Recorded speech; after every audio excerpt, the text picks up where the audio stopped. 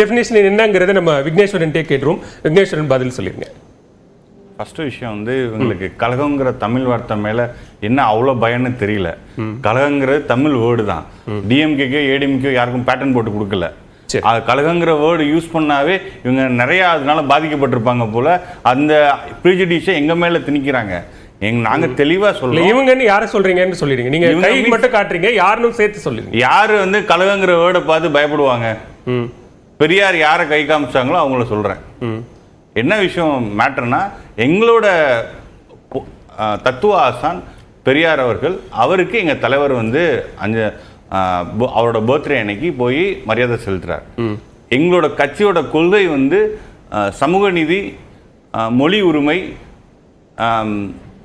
Federalism, இதுதான் எங்க கட்சியோட கொள்கை. செக்குலரிசம். இதன் அடிப்படையில் எங்களோட தத்துவ ஆசான் நீங்க பெரியாருங்கிற விஷயத்த வந்து ஏதோ டிஎம்கேயோட போய் ஸ்டிக் ஆன் பண்றது வந்து பெரியாருக்கு இலக்கப்புற அநீதியா நாங்க பாக்குறோம். 27ஆம் தேதி விஜய் இதைத்தான் அறிவிக்க போறாரா? இல்ல, இப்ப நீங்க சொன்ன இந்த 4-5 விஷயத்தை தான் 27ஆம் தேதி கொள்கை தலைவர்களாக, கொள்கை பிரகடனமாக இதை விட டீடைல்டு ஐடியாலஜிக்கல் மேனிஃபெஸ்டோவை எங்க தலைவர் அவர்கள் வந்து அறிவிப்பாங்க. சரி, பெரியார் அவர்களை வந்து ஒரு சின்ன ஒரு பொலிட்டிக்கல் பார்ட்டி டிஎம்கேங்கிறது இண்டிவிஜுவலா ஸ்ட்ரென்த் பார்த்தோம்னா 2014 ஒரு 22% தமிழ்நாட்டில் வச்சிருக்காங்க. நான் எப்படி பார்க்குறேன்னா, பிஜேபி வாங்குற 3% தவிர 97% வந்து பெரியார் அவர்களை ஏதோ ஒரு விதத்துல வந்து பெரியாரோட கொள்கைகளால் பலன் பெற்றவர்கள் நான் பார்க்குறோம். நீங்க பிஜேபியை தவிர்த்து அந்த 3% தவிர்த்துட்டு 97 பெரியார் அவர்களோட லீகசியை டைரக்டாவோ இன்டைரக்டாவோ ஏதோ ஒரு விதத்தில் பெரியார் இன்ஃப்ளூயன்ஸ் பண்றாரு. ஏன் வந்து நான் பெரியாரை வந்து டிஎம்கேங்களோ இல்லை தமிழ்நாடுன்னு சுருக்கி பார்க்கக்கூடாதுன்னு நினைக்கிறேன். ஏன் அப்படின்னா 1990 ஆகஸ்ட் மாதம் பிபி சிங் அவர்கள் வந்து மண்டல் கமிஷன் கொண்டு வர்றப்போ ஆசிரியர் ஐயா அவர்கள் வந்து பிபி சிங்கை இன்ஃப்ளூயன்ஸ் பண்றாரு. அவர் பார்லிமெண்ட்ல வந்து அவர் அதை டாக்கல் பண்ணி பேசுறப்போ பெரியாரை கோட் பண்ணி தான் பேசுறாரு. அவர் யூபியை சேர்ந்தவர். யூபி வந்து எப்படி ஒரு பிற்போக்கான மாநிலம்னு இன்னைக்கு வரை நம்ம பார்க்கிறோம். அப்போ 1990 எப்படி இருந்திருக்கும்? அந்த மாநிலத்தில் சிஎம் இருந்தவர், ஃபினான்ஸ் மினிஸ்டர் இருந்தவர், டிஃபென்ஸ் மினிஸ்டர் இருந்தவர் இந்தியாவுக்கு. அவர் வந்து பெரியாரை கோட் பண்ணி தான் மண்டல் கமிஷனை கொண்டு வர்றார். அப்போ வந்து பெரியார் வந்து ஃபர்ஸ்ட் கான்ஸ்டிடியூஷன் அமெண்ட்மென்ட் காரணமே பெரியார் தான். இன்னைக்கு ரிசர்வேஷன் வந்து மண்டல் கமிஷன் 90 தான் வருது. 51 ஃபர்ஸ்ட் கான்ஸ்டிடியூஷன் அமெண்ட்மென்ட் காரணம் அதான். இந்தியாவின் சமூக நீதி கருவூலம்னா அது பெரியார் அவர்கள் தான். அந்த கருவூலம் வாழ்ந்த இடம், நீங்க உங்க பாயிண்ட் நான் எடுத்துக்கிறேன். நீங்க பெரியாரை தமிழ்நாட்டோடு சுருக்கி பார்க்க தேவையில்லை. அவர் வந்து அவருடைய தத்துவம் உலகத்துக்குமானது. இங்க பேசக்கூடிய கட்சிகள், அவரை பேசுறதுக்கு ஏற்கனவே ஒரு 10 கட்சிகள் இருக்காங்க. அதையே வந்து விஜயும் பேச போறாங்க. விஜய் எதற்கு அப்படின்னு கேக்குறாங்க. அதையே பேசுறது வேற, செயல்படுத்துறது வேற. ஃபெடரலிசம்னு சொல்றாங்க, கூட்டாட்சி தத்துவம்னு சொல்றாங்க. என்ஐஏ இதுக்கு ஆதரிக்கிறாங்க. மதச்சார்பின்மைன்னு சொல்றாங்க. கோத்ரா கலவரம் நடக்கிறப்போ அது அந்த மாநிலத்தோட உள்நாட்டு பிரச்சனைன்னு சொன்னாங்க. செக்குலரிசம்னு சொல்லிக்கிட்டு பிஜேபியோட அலைன்ஸ் வச்சு முக்கியமான போர்ட்ஃபோலியோஸ் வாங்கிக்கிட்டாங்க. அப்பதான் இந்த கோத்தா நடந்துச்சு. இப்போ செக்குலரிசம் ஏன் இன்ன வரைக்குமே தமிழக வெற்றி கழகத்தில இருந்து யாருமே வந்து பாஜக, அதிமுக, திமுக, பிரதமர் மோடி, தமிழ்நாடு முதலமைச்சர் யாருமே ஏன் பெயர் சொல்லியே எதுவுமே சொல்ல மாட்டாங்க. கான்டெக்ஸ்ட் நான் வேங்க கவர்மெண்ட் நடந்தது. அப்ப அந்த மக்களுக்கு புரியணும்ல, இவங்க அவங்க அப்படின்னு சொல்றது மூலமா 1999 யாருக்கு போய் சேரணும் இல்ல? கோத்ரா கலவரம் எங்கங்க நடந்துச்சு? பார்க்கக்கூடிய சாதாரண சாமானியர்களுக்கு நீங்க சொல்லக்கூடிய கருத்து முழுசா போய் சேரணும் அப்படின்னா யாருன்னு பேர் சொல்லி நீங்க சொல்லிடுங்க. டிஎம்கே கவர்மெண்ட் மத்தியில் ஆட்சியில் 1999 யார் கூட இருந்தாங்க? 1992 to 2004. அப்ப கோத்ரா கலவரம் குஜராத்ல நடந்துச்சு. அப்போ அவங்க என்ன சொன்னாங்க? அந்த ஸ்டேட்மெண்ட் என்ன? அதுதான் செக்குலரிசம் டெஃபினிஷனா? இப்போ நீங்க என்ன சொல்றீங்கிறத விட என்ன செய்றீங்க, அது ரொம்ப முக்கியம். இப்ப சமூக நீதினு சொல்றாங்க. பெரியாரோட ஒரு கோர் பிரின்சிபல் சொல்லிக்கிட்டு இந்தியால சித்தராமையா அவர்கள் வந்து ஒரு அகிண்டா பாலிடிக்ஸ் முன்னெடுக்கிறவர். இப்போ கர்நாடகாவில் ஒரு அப்பர் கேஸ்ட் டாமினேஷன், லிங்காயத்து பொலிட்டிக்கலா பார்த்தா லிங்காயத்ஸும் கவுடாஸும் ரொம்ப டாமினன்ட். அப்படி இருக்கிற சூழ்நிலையை அவர் வந்து 2013 போன டேர்ம்லேயே அவர் கேஸ்ட் சர்வே எடுத்துட்டாரு. பீகார்ல நிதிஷ்குமார் தேஜஸ்வி யாதவ் எடுத்துட்டாங்க. சமூக நீதி கருவூலமான தமிழகத்துல கேஸ்ட் சர்வே எடுக்கிறத சுப்ரீம் கோர்ட் என்ன பண்ணாங்க? சுப்ரீம் கோர்ட் ஒண்ணுமே பண்ணல. கேஸ்ட் சர்வே எடுக்க வேணாம்னு சொல்லல. நீங்க அந்த கேஸ்ட் சர்வே மூலம் மட்டும் ரிசர்வேஷன் தர முடியாது. வேலிடிட்டி கிடையாது. மாநிலங்கள் எடுக்கிறது வேலிடிட்டி இல்ல. குவான்டிஃபையபிள் டேட்டா வேணும். நீங்க புரிஞ்சுங்க. கேஸ்ட் எனுமரேஷனுக்கு தர கிடையாது. நீங்க அதன் அடிப்படை ரிசர்வேஷன் தரப்போ குவான்டிஃபையபிள் பேக்வர்ட்னஸ் டேட்டா வேணும். இப்போ மண்டல் கமிஷனே மண்டல் என்ன பண்ணாருன்னா 1931 சென்சஸ் படி மட்டும் கொடுக்கல. அவர் நாடு ஃபுல்லா இப்ப நம்ம அதை பத்தி நீங்க சொல்ற ஏரியாவை ரொம்ப நிறைய பேசி இருக்கிறோம்.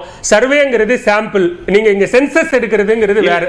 ரெண்டும் வேற. சென்சஸ் பத்தி நான் பேசல, சர்வே பத்தி தான் பேசுறேன். உங்களுக்கு எடுக்கிறதுல என்ன பிரச்சனை? சர்வே தேவையில்லையே, சென்சஸ் தானே வேணும். இல்ல சர்வே இருக்கிறதுல என்ன பிரச்சனைன்னு கேக்குறேன். சர்வே இது வந்து இப்போ பாத்தீங்கன்னா ஆல் இந்தியா லெவல்ல ஓபிசிங்கிற ஒரு இது விஷயம் தான் இருக்கு. ஆனா தமிழகத்துல எம்பிசின்னு இருக்கு, பீகார்ல இபிசின்னு இருக்கு, எக்ஸ்ட்ரீம்லி பேக்வர்ட் கிளாஸ்ன்னு இருக்கு. நீங்க சோசியல் ரிசர்வேஷனுக்கு மட்டும் நான் சொல்லல. ஒவ்வொரு இந்தியா அம்பேத்கர் சொன்ன மாதிரி இந்தியன் சொசைட்டி கிரேடட் இன்இக்வாலிட்டி இருக்க சொசைட்டி. அந்த டிஃபரன்ஸ் வந்து லேடர் வந்து ஷெட்யூல் காஸ்டுக்கு ஓபிசிக்குள்ள மட்டும் இல்ல, ஓபிசிக்குள்ளே அந்த லேடர் இருக்கு. நீங்க கவர்மெண்ட் பாலிசிஸ், அதாவது இப்போ வீடு தர்றாங்கன்னு வச்சுக்கோங்க, கவர்மெண்ட்ஸோட ஜல் ஜீவன் திட்டம் தர்றாங்க, இந்த மாதிரி சுகாதாரம், கல்வி, பொருளாதாரம் கவர்மெண்ட் பாலிசிஸை நீங்க ரீச் அவுட் பண்றதுக்கு இது உங்களுக்கு ஹெல்ப்ஃபுல்லா இருக்குன்னு சொல்றேன். இப்போ விக்னேஸ்வரன் இவ்வளவு தூரம் டீடைல்டா இவ்வளவு விஷயத்தை பேசுறாரு, சொல்றாரு. ஆனா தமிழக வெற்றி கழகத்தின் தரப்பிலிருந்து விஜய் இன்னும் அதிகாரப்பூர்வமாக எந்த ஒரு விஷயத்தையும் இன்னும் ரிவீல் பண்ணவே இல்லை. இதுதான் போக்கஸ் அப்படின்னு ரிவீல் பண்ணவே இல்லை. அப்போ எப்படி அவரை வந்து தீர்மானிக்க முடியும் அப்படின்னு மற்றவங்க கேள்வி. டீடைல்டா எங்க தலைவர் அவர்கள் தான் எங்களுக்கு இன்ஸ்பிரேஷனே, எங்க தளபதி அவர்கள் தான் எங்களோட இன்ஸ்பிரேஷனே. எங்க தளபதி அவர்கள் வந்து மாநாட்டில் டீடைல்டு மேனிஃபெஸ்டோ டாக்குமெண்ட்ஸை அவர் பேசுவார். எங்களோட கட்சியோட கொள்கை என்ன, கோட்பாடு என்ன, செயல் திட்டம் என்ன, கொள்கை தலைவர்கள் யாரு, எந்த தலைவர்களின் தாட் பீரியட்ல நாங்க பயணிக்க போறோம், நாங்க மக்கள் எங்களுக்கு எங்க மேல் நம்பிக்கை வைத்து வாக்களித்தால் நாங்க என்ன செய்வோம், எங்களோட அப்ஜெக்டிவ் என்னங்கிறத டீடைல்டா பேசுவாரு. நீங்க பார்க்கலாம். இன்னும் ஃபியூ டேஸ் தான் இருக்கு. தமிழக மக்கள் பார்க்க போறாங்க. சில புரியாதவங்க கூட புரிய வச்சிடலாம், சில பேர் புரிஞ்சுக்கிட்டு புரியாத மாதிரி நடிக்கிறாங்க. நாங்க எந்த பாதையில போறோம்ட்டு நாங்க தெளிவா சொல்றோம். பெரியார், அம்பேத்கர், காமராஜர் அவங்க பாதையில தான் நாங்க போறோம். இதுல எந்த டீவியேஷனும் இல்ல. நாங்க ஸ்டடியா தான் இருக்கோம். நீங்க வேற கலர் கண்ணாடி போடாம டைரக்டா பாருங்க, டைரக்டா புரியும். சரி, ஓகே. திரு நீங்க கருப்பு நிறத்த கொடியிலிருந்து தவிர்த்துட்டா விஜய சிலர் ஆதரிக்கிறதும், கழகம் அப்படிங்கிற சொல்ல போட்டுட்டா அவரை எதிர்க்கிறதும் என்ன அர்த்தம்? இல்லை, அவங்கள ஒரு பர்செப்ஷன்லேருந்துட்டு ஒரு கட்சியை பார்க்குறது எப்படி சரியாக இருக்கும் அப்படின்றது எனக்கு தெரியலை. அவங்க ஒரு கொள்கை பிரகடனத்துக்கான ஒரு நாளை நிர்ணயித்து மாநாட்டில் நாங்கள் வெளியிட போகிறோம்னு சொல்லிட்டாங்க. அது வரைக்கும் ஏன் காத்துட்டு இருக்கக்கூடாதுன்னு கேட்குறேன். நம்ம பேசலாம், அவங்களுடைய உறுதிமொழியை வச்சு பேசலாம், அவங்களோட கொடியை வச்சு பேசலாம். இப்போ அந்த அண்ணா பிறந்தநாளுக்கு வெளியிட்ட அறிக்கையை பற்றி பேசலாம், தந்தை பெரியாரனுடைய பிறந்தநாள் அன்னைக்கு வெளியிட்ட அறிக்கையை பற்றி பேசலாம், தாராளமாக பேசலாம். ஆனால் அவ்வளோதான் இதில் என்ன இருக்குது அப்படின்னு பேசுறது வந்துட்டு ஒரு குறையான ஒரு பார்வையாக தான் நான் பார்க்குறேன். வெயிட் பண்ணுவோம். ஒரு கட்சிக்கான தேவை, இடம் இருக்கிறது. இறுதி முடிவு இப்போ ஒரு கருப்பு நிறத்த கொடியிலிருந்து தவிர்க்கிறதன் மூலமா என்ன சொல்ல, அதன் மூலமா என்ன சொல்ல வராருங்கிறது ஒண்ணு. கார்த்திகேயன் கேட்கிறாரு, இங்க நீங்க வந்து திராவிட இயக்கத்தின் பாதையில் தான் நீங்க போவீங்க அப்படின்னா இங்க தான் ஏற்கனவே நிறைய கட்சி இருக்கு, நீங்க எதுக்கு புதுசா நீங்க வந்து இங்க என்ன பண்ண போறீங்க அப்படின்னு கேட்கிறாரு. கார்த்திகேயன் ஒன்னும் அவ்வளவு சேர்க்கிற அந்த மாதிரிலாம் சொல்லல. விஷயம் என்னன்னா, அவர் சொல்லி முடிக்கிற வரைக்கும் வந்துட்டு இறுதி கருத்தை வந்துட்டு நம்ம சொல்ல முடியாது. 28ஆம் தேதி பேசுறது வந்துட்டு இன்னைக்கு பேச முடியாது. இன்னைக்கு 20ஆம் தேதி செப்டம்பர் தான் பேச முடியாது.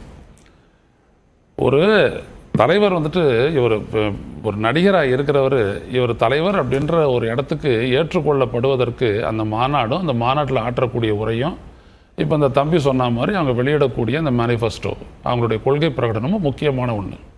அது வந்துட்ட உடனே தான் நம்ம பேச முடியும். அதுக்கப்புறம் அதை அடையக்கூடிய வழிமுறைகளை அவங்க சொல்லணும். அதான் பெரும்பாதை அப்படின்ட்டு அவங்க குறிப்பிட்றாங்க. அப்போ அதெல்லாம் வரட்டும், வர வரைக்கும் நம்ம காத்திருக்க வேண்டிய ஒரு கட்டாயம். இப்போ நான் உங்க பார்வையில இருந்தே சொல்லுங்க, நீங்க தமிழ் தேசிய அரசியலை ஏற்றுக்கொண்டவர் அப்படிங்கிற பார்வையில இருந்தே சொல்லுங்க. தமிழ்நாட்டு மண்ணை சேர்ந்த மகனாக அப்படிங்கறத கோட் பண்ணி சொல்றது அப்படிங்கிற தேவை ஏன் எழுகிறது? அதன் மூலமா ஏதாவது செய்தி சொல்ல வராரா? மையம் அதுதான்.